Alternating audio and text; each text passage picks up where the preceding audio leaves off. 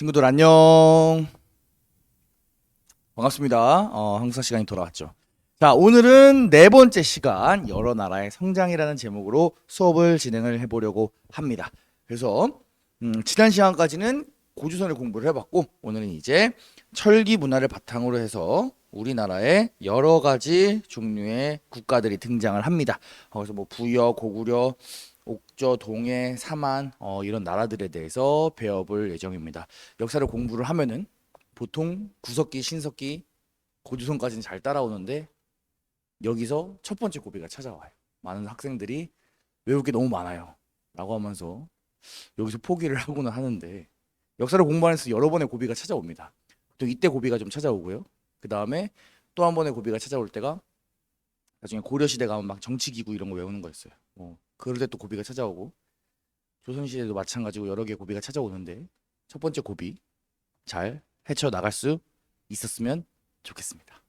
자, 우리가 지난 시간에 배운 내용 짧게 복습을 해보도록 하겠습니다. 고주선을 공부를 했지요. 고주선 같은 경우에는 우리가 정확하게 위치를 알 수가 없기 때문에 유물을 통해서 위치를 파악을 했었다. 그래서 미송리식 토기, 비파형 동검, 탁자식 고인돌 같은 것들이 고조선의 대표적인 청동기 시대 때의 유물이었고요. 나중에 철기 시대로 넘어가게 되면은 뭐 세형 동검이나 잔무늬 거울 같은 것들이 고조선에서 발견되더라. 이렇게 여러분이 생각을 해주시면 되겠습니다. 팔조법 우리가 사료 학습으로서 해석할 수 있어야 되겠지요. 지금은 세 가지밖에 안 남아서 조금 공부하기가 수월할지도 모르겠네요.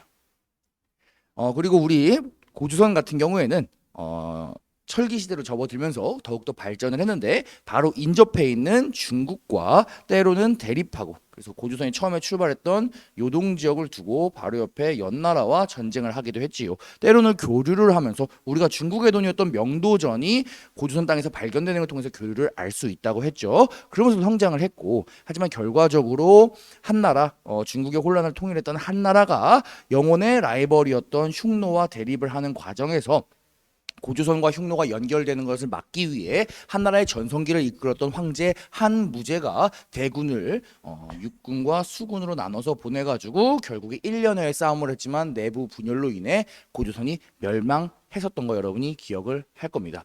그리고 한나라에서는 4개의 한군현을 설치를 했는데 우리는 그것을 한사군이라고 불렀다. 이렇게 기억을 할 겁니다. 그래서 한사군이 우리나라 땅에 들어왔지만 우리나라 사람들은 꾸준히 저항을 해서 빠른 시일 내에 여러 개의 군들을 없애는 데 성공을 했고 결과적으로는 이 한나라의 군현들이 우리 민족이 성장하는 데 일종의 밑거름이 돼야 됐다고 할까요? 때로는 문화를 주고받으면서 때로는 싸우면서 우리가 성장할 수 있는 발받침이 되었다. 이렇게 여러분들이 기억을 해주시면 되겠습니다. 자, 그러면은 본격적으로 오늘 배울 내용 들어가 보도록 하겠습니다. 오늘 우리가 보통 한국사를 공부하면 이런 순서로 우리가 시대를 구분을 합니다. 고조선, 삼국시대, 그다음에 통일신라와 발해가 있는 남북국시대, 그리고 고려, 조선, 일제강점기, 현대 이런 식으로 나아가는데요. 오늘은 사실 조금 낀 파트입니다. 그래서 고조선이랑 삼국 사이가 될 것 같은데 그 사이, 그러니까 우리가 많이 놓치기 쉬운 부분이죠. 그런 부분들에 대해서 한번 초기 철기 시대에 대해서 한번 공부를 해보도록 하겠습니다. 우리가 삼국시대라고 생각하면은 보통은 이렇게 지도가 꽉 차 있는 한반도랑 만주가 있으면은 전부 다 고구려 아니면 백제 아니면 신라 플러스 가야 정도로 지도가 꽉 차 있는 모습을 상상을 하고는 하는데 처음부터 그랬던 건 아니에요. 그 전에 여러 개의 나라들이 있었지요. 그래서 고구려, 옥저, 동해, 마한, 진안, 변한 같은 나라들이 있을 때의 모습을 한번 우리가 살펴보도록 하겠습니다. 국가에 대해서 이야기를 할 때 다시 한번 얘기를 해야 되는 파트가 있어가지고 오늘 중요한 개념이 나와서 다시 한번 설명을 할게요. 자, 청동기 시대로 들어가면서 여러 개의 부족들이 등장을 했을 거고요. 청동기 시대 지나고 철기 시대 뭐 가게 되면서 사람들이 점점 더 모여 살게 되고 이러한 부족들이 서로 자기들끼리 경쟁을 했을 겁니다. 남의 부족에 쳐들어가 가지고 뭐 죽이기도 하고 때로는 뭐 피지배층으로 삼기도 하고 갖고 있는 것들을 뺏기도 하고 불태우기도 하고 그러면서요. 그리고 경쟁을 하다 보면 반드시 이긴 놈과 진 놈이 나오겠죠. 그러다 보니까 덩치 큰 놈들이 어떻게 된다? 다른 부족들을 이제 삼키게 되는 겁니다. 그리고 이 과정에서 이긴 부족이 다른 부족들을 거느리게 되고 하나의 정치적인 단위를 이루게 되면서 국가가 등장하게 되는 겁니다. 하지만 이 초기 형태의 국가는 아직은 왕이라고 부를 만한 사람은 등장을 하지 않고요. 단순히 유력자인 군장이라고 부를 정도의 권력을 지닌 좀 낮은 단계의 권력을 지닌 사람이 다스리는 형태의 국가였습니다. 그리고 시간이 지나면은 이 군장이 다스리는 군장 국가의 형태, 아직은 발달되지 않은 좀 조그만 나라, 이 나라들끼리도 자기들끼리 치고받고 싸울 거야. 그 결과 또 이 단위에서도 누구는 이기고 누구는 지겠죠. 그러한 상황에서 등장하게 되는 것이 바로 연맹 왕국입니다. 각각의 군장 국가들이 지들끼리 치고받고 싸워서 결국에는 누군가 하나가 이길 거고 그 덩치 큰 동네를 대장으로 삼게 되는 겁니다. 그리고 그 덩치 큰 군장 국가의 대장은 아마 다른 군장보다도 조금 높은 위치, 높은 서열이 되겠죠. 그래서 우리는 이 사람을, 이런 애들을 뭐라고 부르냐? 왕이라고 부릅니다. 그리고 여러 개의 군장 국가 혹은 여러 개의 부족들, 이런 사람들이 연맹해서 나라를 만들었고 그 대장은 누구다? 왕이다. 그렇기 때문에 우리는 새로운 이 국가의 형태를 뭐라고 부른다? 일반적으로 연맹 왕국이다, 이렇게 부릅니다. 여기서의 왕은 존재하지만 아직은 권력이 완벽하게 센 건 아닙니다. 여러분이 일반적으로 생각하는 정도의 왕의 개념은 아니에요. 그냥 군장들끼리 하는 연맹의 대표 정도의 느낌이다. 여전히 이 군장 국가, 여전히 이 국가 혹은 여전히 이 부족 안에서 대표는 자기 나름의 힘을 가지고 있어요. 완벽하게 이 왕이 모든 지역을 다 자기의 영향력 아래에 완전히 포섭하지는 못했다라고 하는 거 여러분이 잘 기억을 해주시기 바랍니다. 그래서 우리가 그림으로 굳이 표현을 해보자면은 처음에 등장한 군장 국가, 처음에 뭐 군장 혹은 무슨 장, 이런 사람 족장 뭐 이런 사람들이 조그만 걸 다스렸을 거예요. 근데 시간이 지나면서 얘네들이 붙으면서 그 중에 센 놈은 왕으로 추대를 하게 됩니다. 하지만 여전히 왕이 이 전체를 대표합니다. 이 전체가 하나의 나라예요. 하나의 국가란 덩어리인데, 하지만 왕이 이 지역 전체에 대해서 자신의 영향력을 완벽하게 행사할 수는 없는 거예요. 왕이 다스리는 거는 자기가 원래 다스리던 동네, 이 정도. 반면에 이 지역들에 대해서는 여전히 원래 있던 군장들이 자기의 권력을, 자기의 세력을 일정 정도 유지를 하고 있는 거죠. 그리고 왕이 이 국가 전체에 대해서 다스릴 때, 어떤 중요한 결정을 할 때 혼자 결정하는 것이 아니라 여러 개의 연맹들이 모여가지고 나라가 굴러가기 때문에 우리가 이걸 뭐라고 불렀다? 연맹 왕국이라고 불렀습니다. 시간이 흘러가게 되면 연맹 왕국에 있던 왕의 힘은 점점 더 세질 거고요. 왕은 끊임없이 자기의 세력을 갖고 있던 군장들을 독립적으로 두지 않고 자기 아래로 끌어들이려고 합니다. 그 결과 군장들은 왕 아래에 뭐 귀족이나 관리 같은 형태로 포섭되게 되고 결국에 국토의 모든 부분이 왕이 권력을 다 갖게 되는, 권력이 중앙으로 집중되는 중앙 집권 국가로 발전하게 됩니다. 그래서 일반적으로 국가가 발전하는 순서가 저런 순서라고 얘기를 하고요. 우리나라에는 중앙 집권 국가의 단계로 들어간 나라도 있고 들어가지 못한 나라도 있습니다. 그런데 오늘은 일단 여기까지는 공부하지 않을 거고요. 우리가 이번 학기 초반부에 열몇 시간 동안 계속 배울 내용이 국가들이 중앙집권 국가로 발전해 나가는 과정이에요. 그 전에 얘기를 오늘 할 겁니다. 오늘은 나오는 국가들이 군장국가 혹은 연맹왕국에 대해서 얘기를 할 거예요. 군장국가보다 더 제일 중요한 개념은 연맹왕국이에요. 사실 우리 교과서에는 지금 군장국가라고 하는 단어는 좀 빠져 있는데 선생님이 이해하기 편하라고 추가로 설명을 하는 겁니다. 중요한 단어는 연맹왕국이에요. 우리 교육 과정 내에서는. 여러 개의 정치 단위들이 연맹을 해서 왕국을 이루었다. 왕이 있는 거예요. 하지만 지방은 여전히 왕의 권력이 미치지 않았다라고 하는 부분들을 잘 체크를 해주면서 넘어가 보도록 하겠습니다. 자, 여러 개의 국가가 등장을 해요. 우리 교과서뿐만 아니라 다른 교과서 전부 다 찾아보면은 이렇게 생긴 지도가 있을 겁니다. 위에서부터 부여, 고구려, 옥저, 동해, 마한, 진안, 변안 나오는 지도 여러분 잘 체크를 해주시고요. 각 국가의 위치와 각 국가의 특징들 잘 기억을 해주시기 바랍니다. 그러면은 오늘은 부여부터 아래쪽까지 설명해 보도록 하겠습니다. 자, 먼저 부여 들어가겠습니다. 자, 부여 같은 경우에는 기록을 확인을 해보면은 고조선이 멸망하기 이전에 이미 부여가 우리나라 저기 만주죠 북쪽에 이미 건국이 되었었다라고 보고 있습니다. 그리고 우리가 이른바 삼국시대라고 말하는 시기가 한참 진행되고 있을 5세기까지도 여전히 부여가 우리나라 북쪽에 존재를 했다고 합니다. 그러니까 거의 역사가 뭐 700년, 800년 된 엄청나게 긴 그런 역사를 가진 국가이지요. 부여가 위치한 지역은 평야 지역에 위치하고 있습니다. 송화강을 낀 넓은 평원 지역에 위치하고 있기 때문에 당연히 농사를 주로 지었을 거고요. 그런데 위치가 북쪽이다 보니까 농사가 남쪽보다는 추워서 잘 안 되겠지요. 그러다 보니까 농사만으로는 안 되니까 목축도 진행을 했을 겁니다. 부여가 우리나라 역사에서 갖는 큰 의미는 무엇이냐? 우리가 삼국 중에 하나로 굉장히 잘 알고 있는 고구려를 세웠던 주몽이라고 하는 인물이 기록에 따르면 부여에서 내려왔고요. 그래서 고구려 사람들 자기들이 부여에서 왔다라고 하는 그런 인식을 갖고 있었습니다. 그 다음에 백제 역시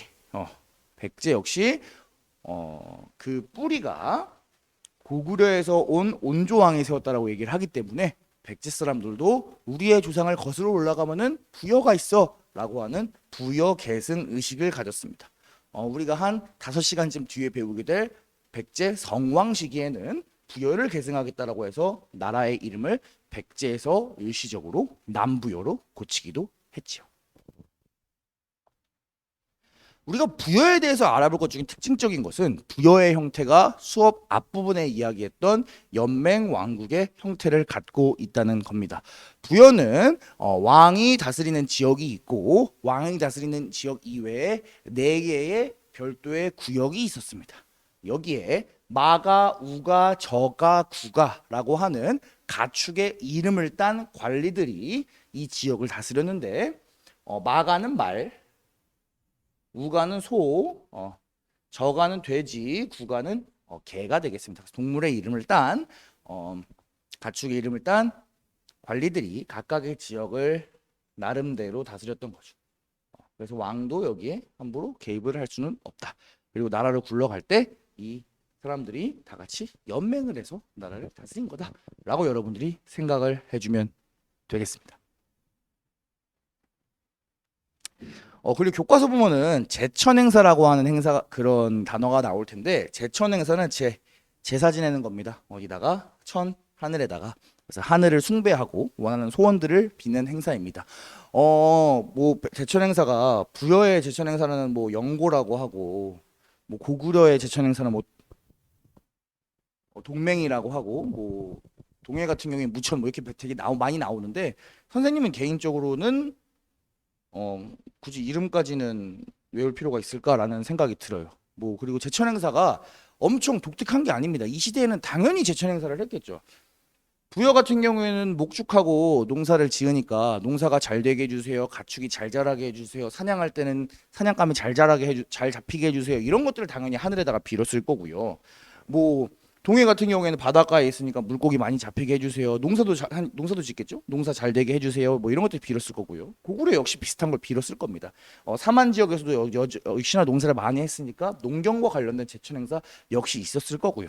그러니까 우리가 이 시대에는 굳이 뭐 나라별로 제천행사의 이름을 구별하기보다는 선생님은 개인적으로는 다른 분들은 생각이 좀 다를 수도 있습니다. 개인적으로는 제천행사라고 하는 개념이 좀 공유가 되었다. 좀 이런 부분들 정도로 우리가 한번 해주고 넘어가면 좋을 것 같아요. 우리가 오히려 그런 부분에서는 연맹왕국이라고 하는 개념에 조금 집중을 해봅시다. 이 중에서 어떤 건 연맹왕국이 되고요, 어떤 건 연맹왕국이 못된 상태로 멸망을 하게 되거든요.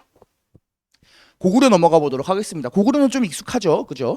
자, 고구려 같은 경우에는 압록강 유역에 건국이 되었습니다. 압록강 유역에 원래 살고 있던 사람들이 있을 거예요. 원래 살고 있던 사람들 플러스 이 사람들이 사는 동네에 누가 내려왔다?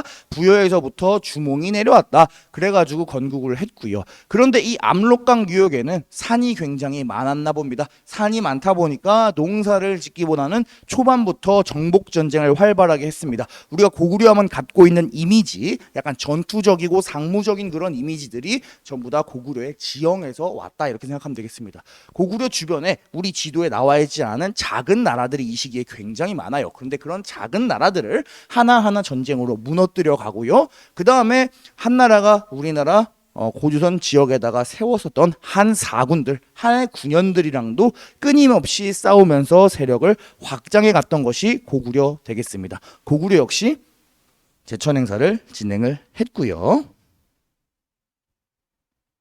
고구려의 독특한 결혼 풍습으로는 서옥제라는 게 있습니다. 재밌으니까 한번 확인을 해보도록 할게요. 사료를 한번 가져와 봤는데 여러분 이 단어를 공부를 할 때는 교과서에 보면은 어딘가에 반드시 해당 풍습에 대한 사료가 나와 있을 거예요. 그런 부분들을 여러분이 읽으면서 내가 읽었을 때 이게 어떤 것에 대한 내용인지를 파악을 할 수 있어야 됩니다. 서옥제 한번 읽어보도록 하겠습니다.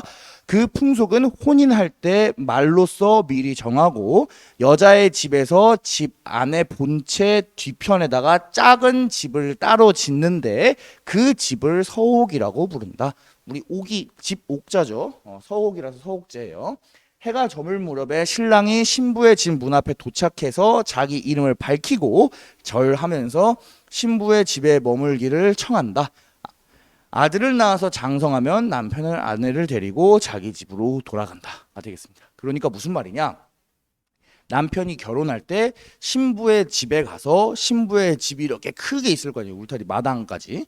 그럼 그 집 뒤쪽에 조그만 집을 짓고 거기서 산다는 겁니다.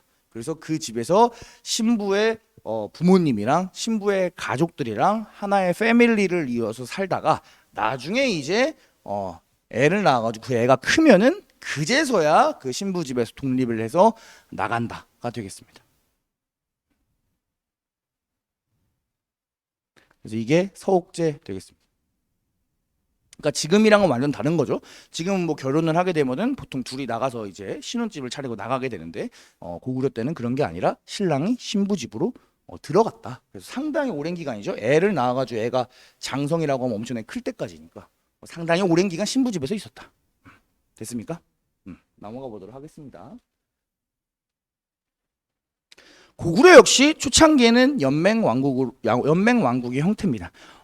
결론부터 얘기하면 사실 나중에는 중앙집권 국가로 발전을 하는데 그 전에는 연맹왕국 단계였다라고 하는 거 여러분이 생각을 해주면 좋을 것 같아요. 고구려에도 5개의 부가 있었습니다. 이 5개의 부에서 각각의 대장들이 있는데 이 부의 대장을 어려운 말로 가라고 부릅니다. 근데 이 가들이 왕과 모여서 하는 회의가 있어요. 그 회의가 제가회의라고 합니다. 가들이 여러 개의 가가 모여가지고 이제 회의를 한다. 우리 여러 개의 학자들이 등장했던 거를 세계사 시간에 제자백가라고 했었잖아요. 그것처럼 여러 개의 가가 모여가지고 회의를 한다. 그래서 제가회의 되겠습니다. 왕이 다른 부족의 대표랑 같이 다른 부의 대표와 연맹해서 나라를 다스렸기 때문에 역시 연맹 왕국이야. 그럼 우리가 예측할 수 있죠? 시간이 지나면 어떻게 할까요? 왕이 지금 이렇게 약간 친구처럼 있는 이 상태에서 얘네들을 다 자기 아래로 끌어들이겠죠. 그래서 나중에 여기를 다 왕이 아주 독점적으로 먹게 되는 그런 형태가 나중에는 펼쳐질 거라는 얘기입니다. 좋습니까? 넘어가도록 하겠습니다. 자, 이제 옥저랑 동해 가도록 하겠습니다. 옥저랑 동해 우리가 부여는 넓어가지고 농사를 지었고요. 고구려는 산이 많아서 전쟁을 많이 했어요. 그럼 옥저랑 동해도 비슷할 겁니다. 옥저랑 동해 위치를 보니까 딱 어디예요? 바닷가죠. 당연히 뭘 했을까요? 당연히 고기잡이를 많이 했을 겁니다. 축복받은 땅이에요. 맛있는 물고기를 많이 잡았겠죠. 그 다음에 여기 또 평야도 있어요. 평야도 있다 보니까 뭐 또 했다. 농사도 잘 지었다. 아주 땅이 좋아요. 그런데 문제는 뭐냐?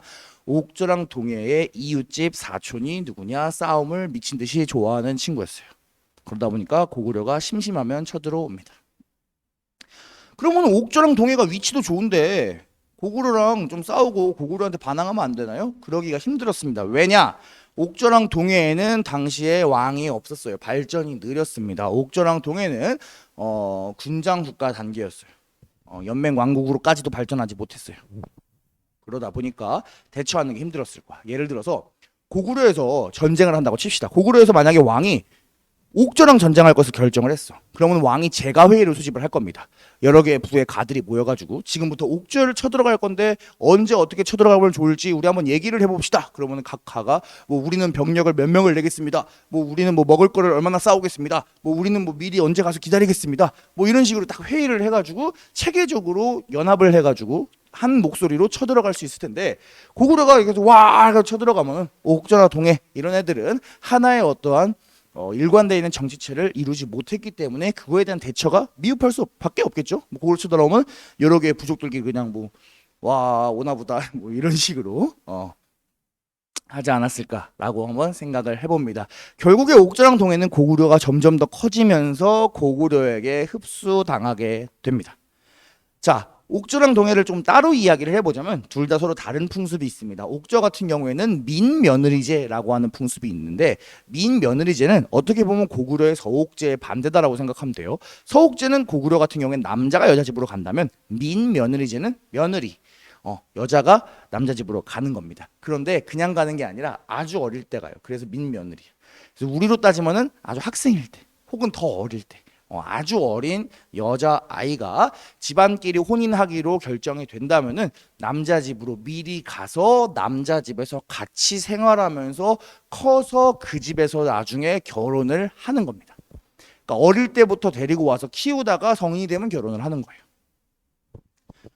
그러면은 궁금한 게 생길 겁니다. 아니 그냥 결혼하면 되지. 옥저는 왜 어린 여자애를 데려오고 고구려는 왜 신혼집 나가서 살면 되지 왜 남자가 여자 집에 가가지고 그렇게 애가 장성할 때까지 살아야지? 이런 생각을 할 수도 있는데 그거는 바로 옛날 사회에서는 뭐가 중요하다? 일을 해야 되는 노동력이 굉장히 중요합니다.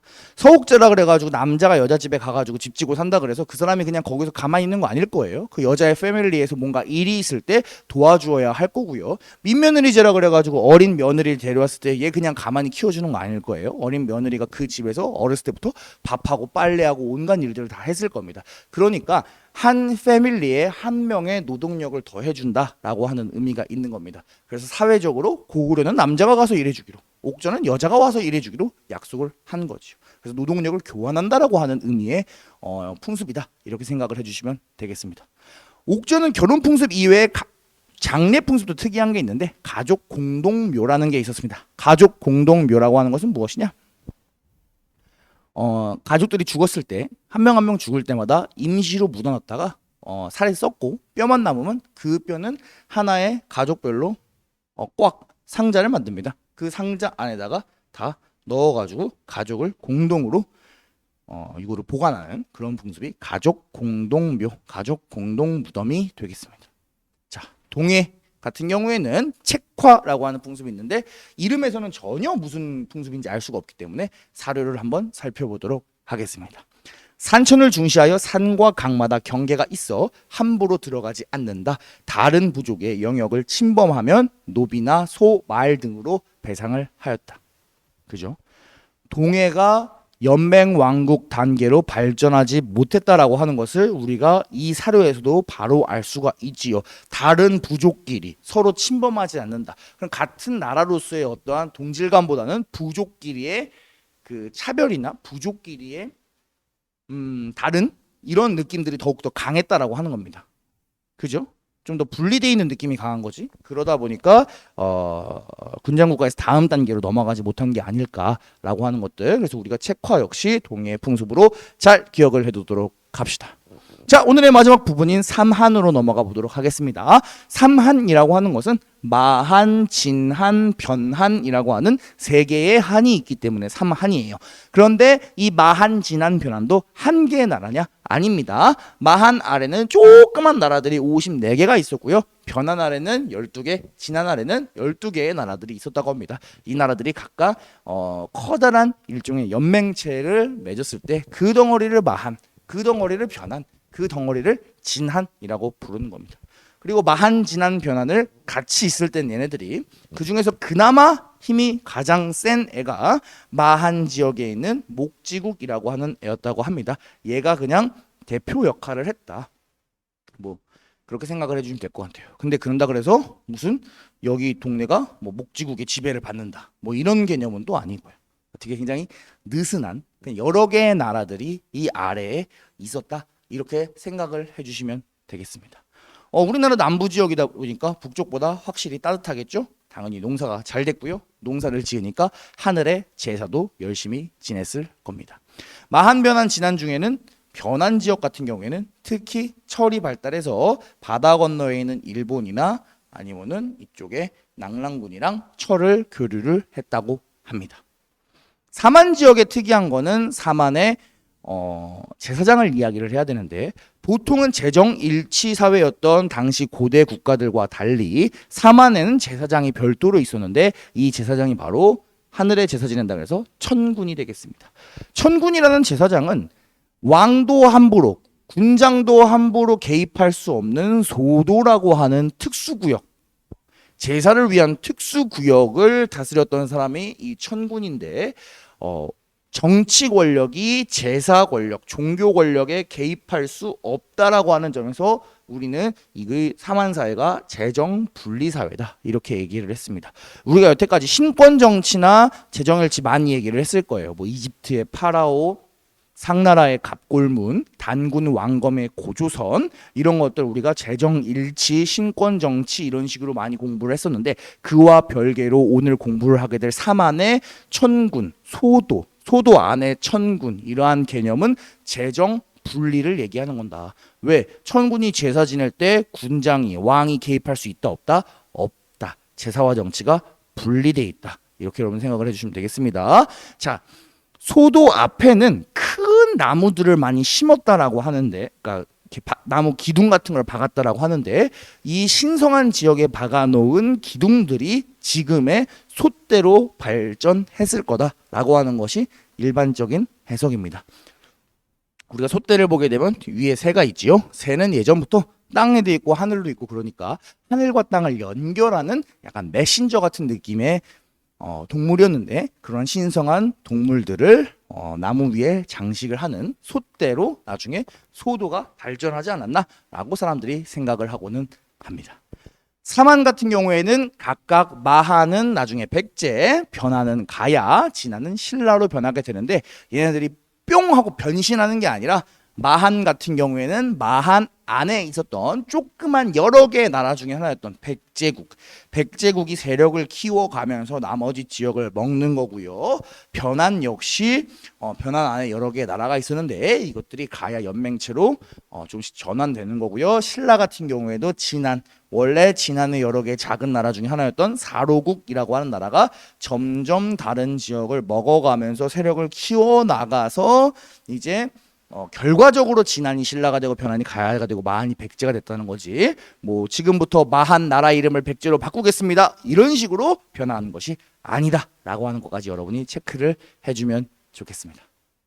자, 그래서 오늘 네 번째 강의 여러 나라의 성장에서 우리는 철기 문화를 바탕으로 우리나라에서 여러 나라가 성장을 했고 그 여러 개의 나라들의 풍습에 대해서 공부를 한번 해보았습니다. 그 중에 부여랑 고구려가 초창기의 연맹왕국 단계였다. 이런 거 여러분이 잘 기억을 해주시기 바랍니다. 결론부터 이야기를 하자면 부여는 연맹왕국 단계에서 멸망하고요. 고구려는 연맹왕국 이후에 중앙집권 국가로 발전하는데 성공을 합니다. 왜 이렇게 연맹왕국에 집착하냐? 연맹왕국이 당시로서는 발달된 형태의 국가였고요. 연맹왕국에 이르지 못했던 옥저나 동해, 왕이 없는 옥저나 동해 같은 경우에는 결국에는 옆에 있던 연맹왕국 고구려에게 잡아먹혔다라고 하는 것들 잘 기억을 해주시기 바랍니다. 사만 같은 경우에는 천군과 소도에서 재정 분리를 알 수 있었다. 여러 개의 연맹이었다. 나중에 백제, 신라, 가야로 점차 변화해 간다라고 하는 것들까지 여러분 체크해 주시면 되겠습니다. 오늘 밖에서 동아리 활동을 하고 안으로 다시 학교에 돌아와가지고 촬영을 하다 보니까 숨이 굉장히 많이 차. 그리고 공기가 오늘따라 굉장히 좀 더운 공기가 있는데 그래서 좀 숨이 많이 찼습니다. 조금만 쉬고 5강으로 돌아오도록 하겠습니다. 여러분 정말 수고 많았고요. 화이팅입니다. 다음 시간에 만나요. 안녕.